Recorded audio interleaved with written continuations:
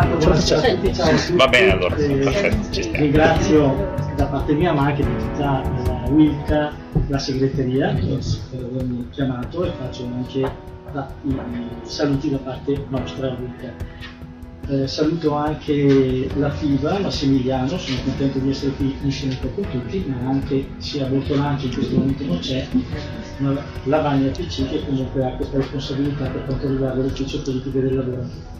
Io non mi ero preparato varie cose, taglio su tutto, sappiate che farò circa 4 minuti di una cosa un po' barbosa, ma c'è un motivo. Ieri sera mi sono letto che c'era la partecipazione di questo collega che non conoscevo, Stefano Achilli, e io sono un uomo di finanza, l'ho sempre fatta, ho seguito da sempre, dal 1983 ad oggi, un po' quello che i mercati hanno fatto in tutto questo tempo, quindi penso di essere sicuramente non un guru ma un appassionato di finanza. E allora, proprio per alcune cose che ha scritto Achilli e che ve le dico alla fine, gliel'ho anche detto, ma che rimangono sue e che io le vedo e le sento dentro, per dare come dentro di me, per capire un futuro sui colleghi che stanno lavorando, e per avere un futuro che non deve essere quello, e vi dico quello che ho letto anche ieri sera sul libretto di 15 anni fa, che il futuro della banca sarà una stanza tutta tecnologica dove non c'è assolutamente nessuno, mentre da un'altra parte c'è un promotore finanziario con un cane.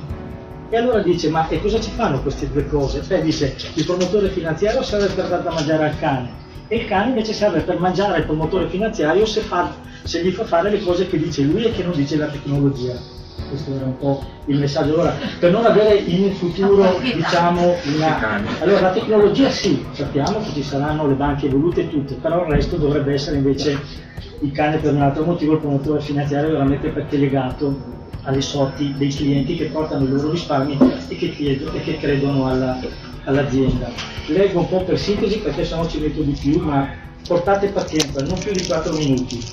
Voglio partire dal discorso della crisi, che è iniziata, la crisi non è iniziata nel 2000, la crisi è iniziata nell'aprile 2007, però le motivazioni che hanno portato alla crisi, e ci sta che dico queste cose per dopo concludere su quello che ha detto, se no non ve le direte. Attento che poi se sbagli le motivazioni. La crisi parte da oltreoceano e inizia con uno stile di vita di un popolo, quello americano, da sempre abituato a vivere sopra le righe. Se noi italiani siamo, o eravamo, conosciuti come un popolo di risparmiatori, quello americano invece è famoso per essere un popolo di spendaccioni. Le famiglie americane si sono indebitate più con i mutui dal 2001 al 2006 che in tutta la storia del mercato mondiale dei mutui. La tragedia dell'11 settembre ha messo in mostra la grande capacità di recupero della società americana. Era necessario far vedere a tutti che nulla poteva mettere in ginocchio l'economia più potente del pianeta. E da allora è partito uno slogan: una casa per tutti. La Fed abbassa i tassi e molte famiglie comprano case. E se qualcuno invece poi non dovesse riuscire più a pagare, allora c'è la finanza creativa e cominciamo ad arrivare a quello che non vedono anche i colleghi. Allora ci pensa la finanza creativa, si iniziano a sentire parole che fino ad ora erano sconosciute, tipo cartolarizzazione, mutui subprime, queste cose. Le cartolarizzazioni non sono altro che delle operazioni di impacchettamento attraverso le quali i mutui, che in questo caso diventano spazzatura, vengono trasformati in altri strumenti finanziari che si chiamano ABS. A loro volta questi ABS vengono tagliati in varie tranche più piccole e inseriti in altri strumenti finanziari che si chiamano CDO. Questi poi vengono venduti ad altri operatori, i quali risparmiano molto bene in tutto il mondo, risparmiatori di tutto il mondo.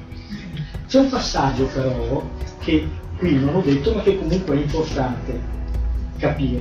Si è passati, attenti qua, e torniamo sempre al discorso dell'etica, almeno di quella bancaria finanziaria, si è passati da un iniziale strumento di alto rischio, definito spazzatura, ad una obbligazione considerata dalle agenzie di rating investimento sicuro, perché il sottostante trattava mutui. Tutta l'impalcatura si è retta fino a quando i titolari di mutui a un certo punto non hanno più cominciato a pagare. Dal 2004 al 2006 la Federal Reserve alza i tassi per ben 17 volte, passando dall'1 al 5,25%. E questo porta logicamente a crescere notevolmente le rate di mutuo, quindi ci sono le persone, le famiglie non riescono più a pagare i mutui, il mercato immobiliare comincia a scricchiolare, i prezzi delle case crollano e quindi arriviamo a questa valuta crisi. Quindi questa fantasia della cartolarizzazione e dei CDO fa immaginare che la frammentazione dei rischi renda il sistema più sicuro, e questo è sbagliato, non tanto nella teoria quanto nella pratica, e cioè quando il numero delle operazioni diventa importante, i rischi oltre un certo numero di operazioni si moltiplicano invece di ridursi. Tradotto, l'acqua da 0 a 99 gradi rimane acqua, ma l'aumento di un solo grado produce un salto di stato da liquido a gassoso. Questo è un po' il senso. E da qui in avanti la storia la conosciamo tutti quanti, e cioè arriva la crisi in Europa, le grandi banche sono piene di questi titoli tossici, sono costrette a svalutare per più di 500 miliardi di dollari, bilanci sempre più pesanti, ripatrimonializzazioni, eccetera, eccetera, eccetera. Io ero rimasto a 3-4 anni fa dove c'erano ancora 500 miliardi di dollari di titoli tossici che giravano per il mondo, dei quali solo 40 miliardi si sapeva che cos'erano, per il resto non si sa. Oggi si dice che la situazione è ancora peggiore, questo per capire che cosa stanno facendo i grandi gruppi in particolare. Non hanno smesso di fare queste cose, ma continuano a farle. Per tutto ciò che cosa ne traiamo? Uno, che i cani e i pesci non possono essere moltiplicati, almeno per noi altri uomini, qualcuno ce l'ha fatto, ma sicuramente non noi. 10 euro non possono diventare 100 attraverso giochini di ingegneria finanziaria. Come tutti sanno, si dice che la fortuna è cieca, ma la sfiga ci vede benissimo.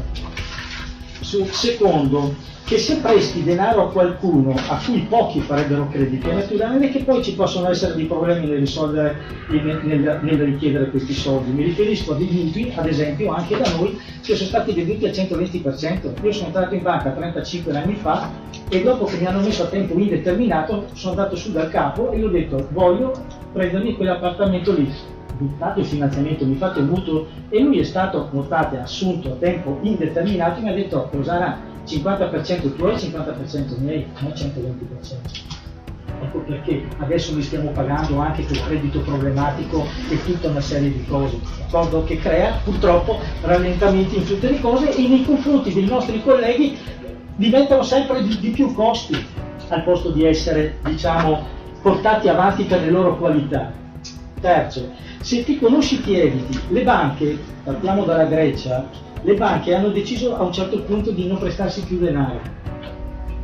Conoscendosi meglio, è meglio evitare di prestarsi denaro, questa è la dice lunga, andandosi a vedere i loro bilanci. Concludo dicendo due frasi del collega Achilli, no? E di queste due frasi non voglio aggiungere null'altro, ma lascio a tutti voi la giusta vostra personale interpretazione. E questo lo dico per i colleghi che andiamo a trovare noi sempre in giro e che li vediamo tirati sempre, ne parlavamo anche prima. Rasserenare gli animi dei lavoratori e restituire la tranquillità professionale. Riappropriarsi del piacere della conoscenza, ragazzi. Oggi i giovani non hanno più tempo di conoscere.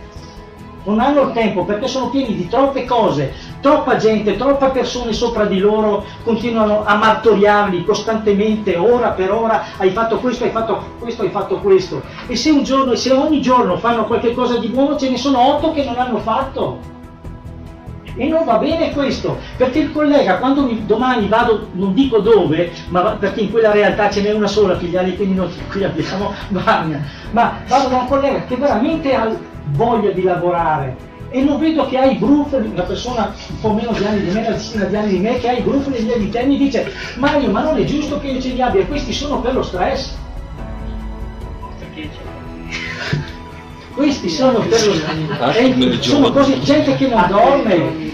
Vabbè, volevo anche aggiungere una cosa che ha detto questa sera e che me la sono scritta: libertà interiore. Ecco, io sono un po' contrario a quello che ha detto Sauser, perché per me veramente, siccome sono comunque della sua stessa estrazione, logicamente lui è molto più bravo di me, ma quando devi andargli a chiedere i soldi, a chiederli, perché ti danno così, è più difficile che andargli a prestare.